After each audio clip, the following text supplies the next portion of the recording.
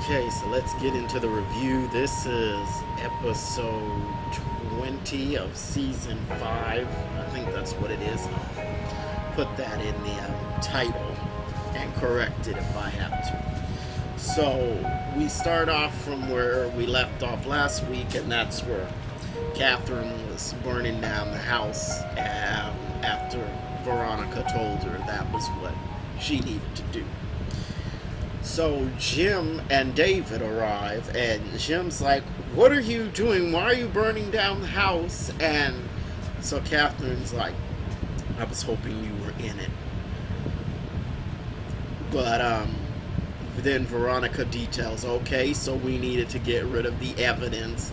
There could have been carpet fibers, blood spatter, all of that sort of DNA evidence that the police look for to solve crimes. And Jim said, well, I had the place clean. It was fine. And, of course you can clean and clean and clean and have a professional crew in, but the police still can find fibers and stuff. So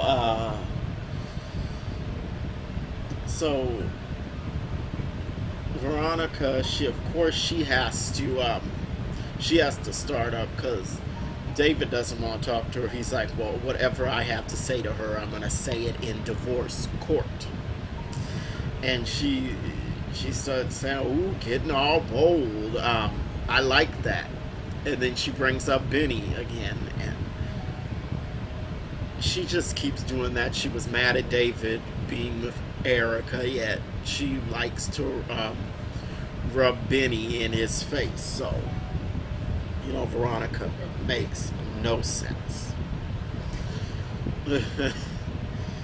And so they're out there, and Jim and David and Veronica are still out there, and Catherine just leaves because, okay, the house is on fire.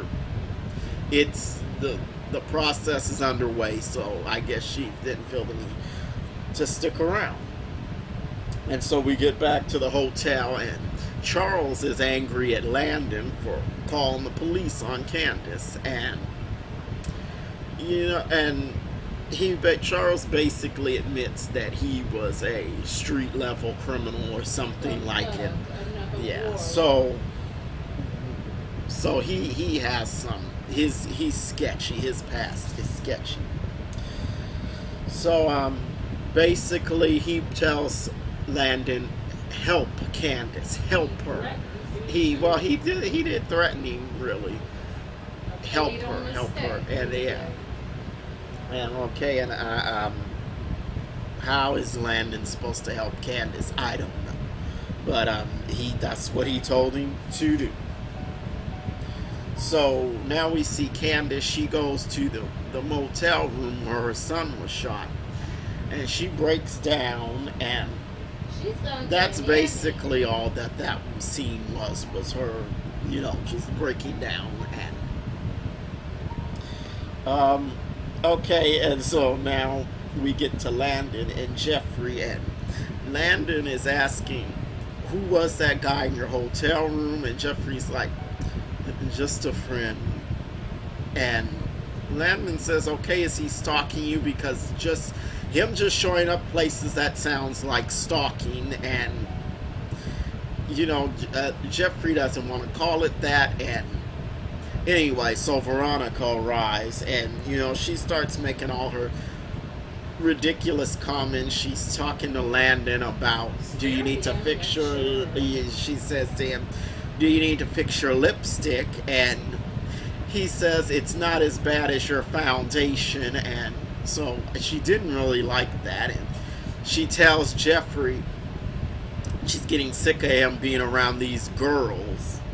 And so Landon just gets out of there, and once again Veronica resorts to threatening Jeffrey. She says, I'm going to court tomorrow to keep that body out of evidence, where the police can't use the body against you, which is a veiled threat. She tells him, you need to go pick up Melissa and take care of her. She's pregnant and all of that. And just stay away from these boys. Now she's calling them boys.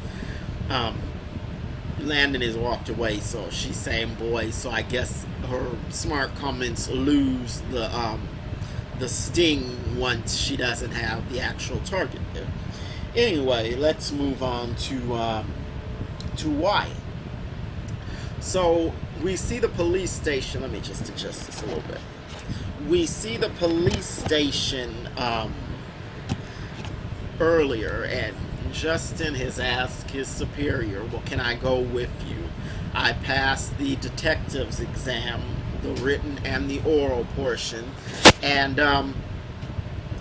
the superior is reluctant to let him go. He says, well, I've let you go out with us before, and you've seen it, blah, blah, blah, all that, and finally he just says, okay, you can come, and Justin's like a kid, like, hey. So they get over there to Wyatt's, and that was really why Justin wanted to go to, to come at Wyatt. Because the minute he gets in there, he sees Anna, and Justin's like, is she your girlfriend? And Wyatt's like, no, we're not together. And the whole time Wyatt's looking at him like, why are you here? What's up with what's up with you even being here? And as the DA goes through the motions telling him what happened, Jennifer Salenson was murdered because Wyatt was under the impression that she had just died from like a heart attack or something. And they go through all that. He tells the police that Jennifer got him his inheritance. He tells them how much his parents are worth. Catherine's is worth $250 million. Jim is not worth much without her. And we pretty much knew that Catherine was the one with the money, and Jim was just, there for that money. So, finally, Wyatt just says, I'm uncomfortable with Justin being here. And Justin's like, I don't know what's going on. He's playing dumb, as if he doesn't know what he did. And, finally, Justin doesn't press the issue, and he just leaves. So, let's go back to Candace. So Candace gets back to the hotel, and she yells at Charles like, don't touch me, or whatever she said. I think it was don't touch me, leave me alone, something like that. And then she gets her phones from him, and he said her phones had been destroyed, but yet he actually gives her phones, and she calls Benny, leaves him a message, and then she goes into her room and she calls up Erica and says, I'm in room 3, whatever. Then Erica turns around and calls Warlock, says she's in this room at this hotel. Now Erica, she's not too smart right now, because quite a few times she asked Candace for her hotel room, like a couple of episodes ago. What room are you in? And Candace refused to tell her. She said it keeps changing every day. You remember that part. And all of a sudden Candace just gives her the hotel room, and Erica's just like, oh great, let me call Warlock. And she's not making the connection. Something's wrong here. She's too ready to give out her hotel room now. Now let's get on to what else happened. So Candace calls Hannah, and she just asks her, so is it true? Is my son dead? And Hannah, yeah. So Candace blames Hannah. She said, you should have protected him. You should have protected him. You should have been the one that got shot. You should be the one that is dead. Now, Hannah did not get shot yet. Quincy did get shot. I don't know what was happening there. She supposedly covered him, so I don't know. I don't know what Hannah was doing. I don't know what Hannah was doing, because he got shot in the head, yet she was covered. I don't know. I thought it was suspicious. So, let's see. We can go back and look at that episode. Yeah, so let's see. Now, so the next call that Candace made, she made all these calls right in a row. She calls up Mitch. And basically she says, let's do this. Let's take War out. Can you help me do that? And he, of course, he says yes because he really likes Candace. And he turns around. He calls the restaurant. And he says, "I'm gonna bring Warlock to the restaurant." And one of his relatives is like, Mitch's relatives is like, "You're gonna bring him here, really?" And Mitch says, "Yeah." And basically, it's just like, you put all this together. I'm delivering him to you. You put it together, and the guy on the other end, the relative, is like, "So you're part of the family now?" And Mitch is just like, "Okay, I just need you to do this for me." Which it didn't matter anyway, because the hit was already out on Warlock, regardless of if Mitch approved. And Mitch is just the delivery man of Warlock. So Erica comes to see Candace, and Candace is just like stoic, just very calm, all of that. And she asks Erica, "Why did your dress smell like war?" Erica keeps playing dumb. I don't deal with war. There's no way. You know I'm your friend. Blah blah blah. All of that. So Candace just calls Warlock, and she says, "I'm in this room at this hotel," but first she asks him. She says, "My son got killed," and Warlock said, "Oh, that was an accident. Like it's no big deal." And he's as dumb as Erica. It's not registering with him. Okay, so she's been hiding. And then all of a sudden, after I killed her son, she calls me and tells me where she's at, and She's calming. She wasn't afraid. and she of wasn't. dying. Yeah, she was not afraid at all. So Candace, the next thing she does after she hangs up on Moore, she asks Erica. She says, "Give me your phone. Give me your phone." So Erica takes out her phone, and it starts ringing, and she's terrified that it's like War calling her because he just got off the phone with Candace. She's terrified. And Candace says, "Answer it on speaker." So she answers it, and it's David. And she's playing real passive aggressive with Candace. "Well, I'm with a friend. She's having trust issues, and she's about to mess up the best thing in her life." And all of that, and Candace just stays stoic, like, "Please." So Candace says, "Let's go to dinner." So they go out to dinner. They get to Mama Rose's restaurant. Erica's like, "Ooh, this place is expensive." And Candace is like, "I got it." Which obviously was not the check-in. She had something else for them. So Mitch tells Candace, "Well, everything's arranged. It's all ready to go." Wait, Erica goes to the Yes, she went to the bathroom, which we know Erica went to the bathroom to contact Warlock and tell him, "Okay, come get her. Come get her." Because she was, last week she was mad about Candace hitting her. She's like, "I hate that hoe." So,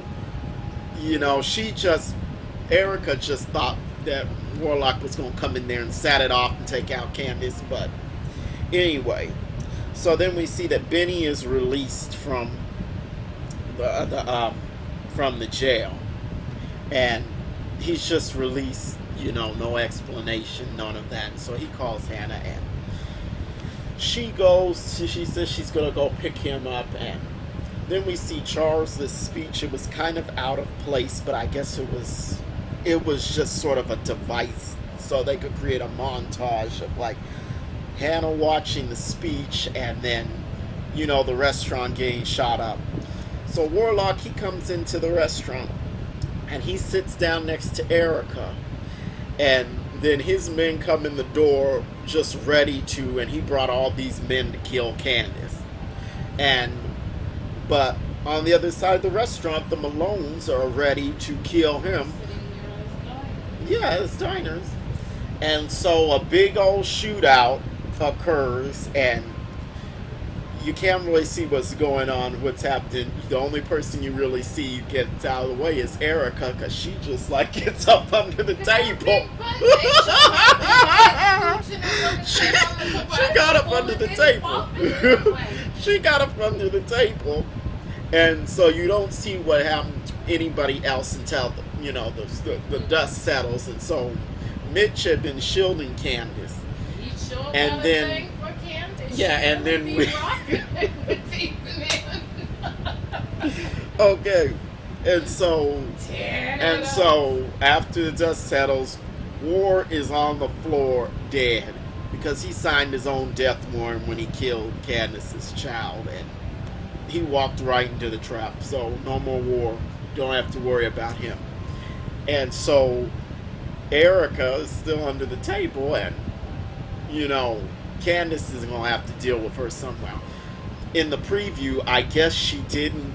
I guess it looks like Candace just is leaving it to the Malones is what's gonna happen to Erica, because they're saying, well, what do we do to her? What do we do to her? And then she's back. We see Erica back in her hotel room, and her face is all busted up. And David's like, "Did Veronica do this? Did she do this too?" Oh, and I said, no, it was something much worse. Some people much worse than Veronica that did that to her. So that was the episode. There will be 3 more episodes left in this season. So I don't know what else they could have in store. I mean, after that shootout, I don't know what else is left. What will actually be in the season finale. So that was the episode. We'll see you next